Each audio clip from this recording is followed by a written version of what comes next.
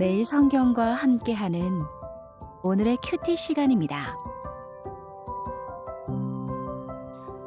4월 12일 오늘의 말씀은 민수기 12장 1절에서 16절입니다.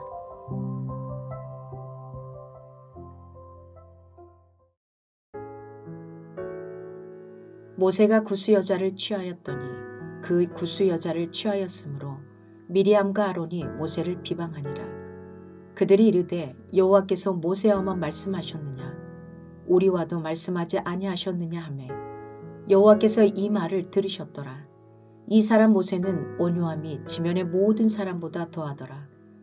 여호와께서 갑자기 모세와 아론과 미리암에게 이르시되 너희 세 사람은 회막으로 나아오라 하시니 그 세 사람이 나아가매 여호와께서 구름 기둥 가운데로부터 강림하사 장막 문에 서시고 아론과 미리암을 부르시는지라. 그 두 사람이 나아가매 이르시되 내 말을 들으라. 너희 중에 선지자가 있으면 나 여호와가 환상으로 나를 그에게 알리기도 하고 꿈으로 그와 말하기도 하거니와 내 종 모세와는 그렇지 아니하니 그는 내 온 집에 충성함이라. 그와는 내가 대면하여 명백히 말하고 은밀한 말로 하지 아니하며 그는 또 여호와의 형상을 보거늘 너희가 어찌하여 내 종 모세 비방하기를 두려워하지 아니하느냐. 여호와께서 그들을 향하여 진노하시고 떠나심에 구름이 장막 위에서 떠나갔고 미리암은 나병에 걸려 눈과 같더라. 아론이 미리암을 본즉 나병에 걸렸는지라. 아론이 이에 모세에게 이르되 슬프도다. 내 주여 우리가 어리석은 일을 하여 죄를 지었으나 청하건대 그 벌을 우리에게 돌리지 마소서. 그가 살이 반이나 썩어 모태로부터 죽어서 나온 자 같이 되지 않게 하소서. 모세가 여호와께 부르짖어 이르되 하나님이여 원하건대 그를 고쳐 주옵소서.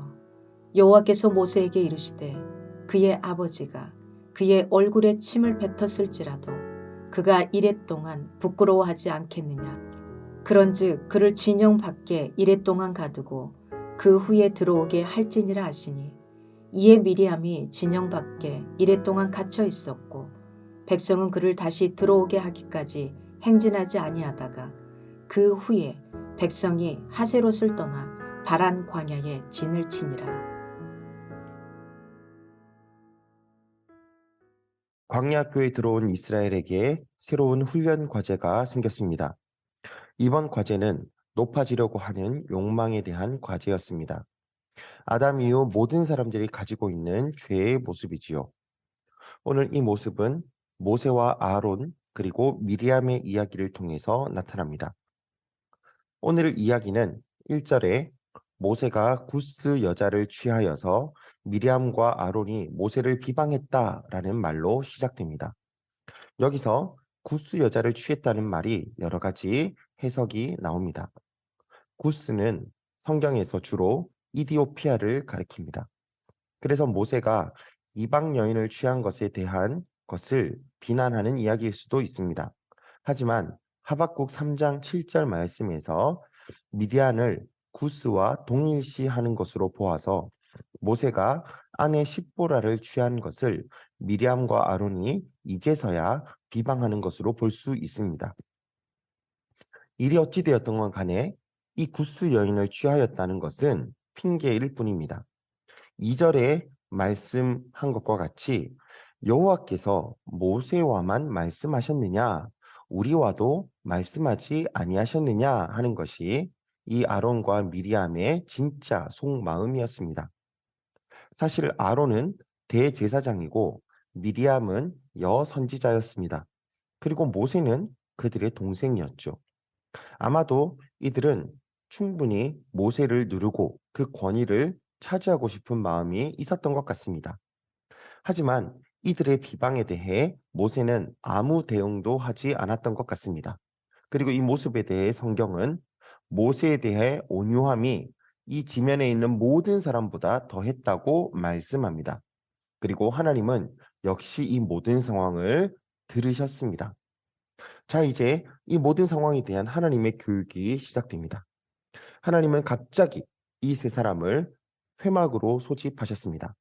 그리고 아론과 미리암을 통해 모세가 어떤 사람인지를 말씀하십니다. 모세가 어떤 사람입니까? 그는 일반 선지자와 같이 환상이나 꿈을 통해서 하나님에 대해 듣는 그런 선지자 정도가 아니라 모세와는 직접 대면하고 모세에게는 명백히 말하며 하나님의 형상을 보는 특별한 존재라고 하나님이 직접 말씀하는 것입니다. 왜 그러느냐? 그 이유는 그가 하나님의 온 집에 충성하는 종이었기 때문이라고 말씀합니다. 하나님은 이들과 모세의 차이를 명백하게 구분하셨습니다. 그리고 미리암에게 짜라트, 즉 나병이라고 번역하고 있는 이 악성 피부병이 생기도록 하셨습니다. 아마도 미리암만 이것이 걸린 것이 아마 미리암이 주동자였거나 아론은 하나님 앞에 또 회개를 했기 때문에 그런 것이 아닐까 싶기도 합니다. 어찌되었건 간에 이 미리암에게 이 나병이 걸린 것을 보고 아론과 모세가 하나님께 부르짖습니다. 그러나 하나님이 바로 이 병을 낫게 하신 것이 아니라 1회 동안 격리하게 하신 후에 다시 돌아오게 하십니다.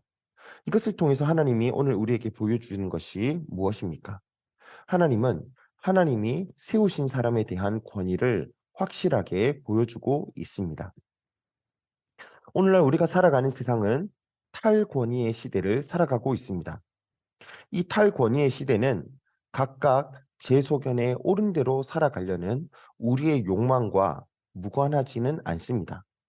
하지만 하나님은 질서의 하나님이십니다. 필요한 자를 필요한 곳에 세우시고 필요한 권위를 주시며 필요한 일을 이루십니다. 권위주의는 문제가 될 수 있지만 하나님이 정당하게 부여하신 권위를 가지고 이 사역하는 그 권위는 우리가 반드시 인정해야 합니다. 그런데 오늘날 많은 사람들은 하나님이 세우신 권위를 인정하지 않으려고 합니다. 교회에 부여하신 권위와 질서도 인정하지 않습니다. 하나님이 나를 위해서 세우신 리더와 목자들, 사역자들, 이들의 권위도 인정하지 않습니다. 내 마음이 안 들면 교회를 옮기려고 하지 누군가의 권위를 인정하며 들으려고 하지도 않습니다. 나의 모습은 어떻습니까?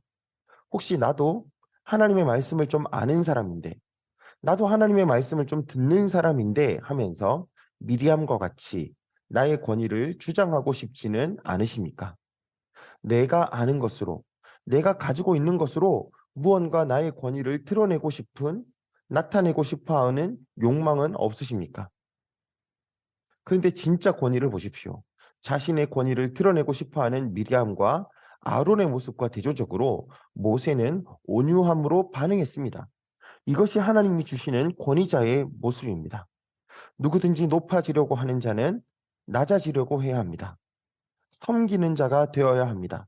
종이 되는 자가 되어야 합니다. 온유한 자가 되어야 합니다. 그때 하나님이 높이실 것입니다. 우리를 위해서 가장 높은 곳에서 낮은 곳으로 오셔서 섬기는 자가 되시며 낮아진 자가 되신 예수님을 생각해 보십시오. 하나님이 그를 지극히 높여서 하나님의 보좌 우편에 앉히시고 온 세상을 다스리는 권세를 주시지 않으셨습니까?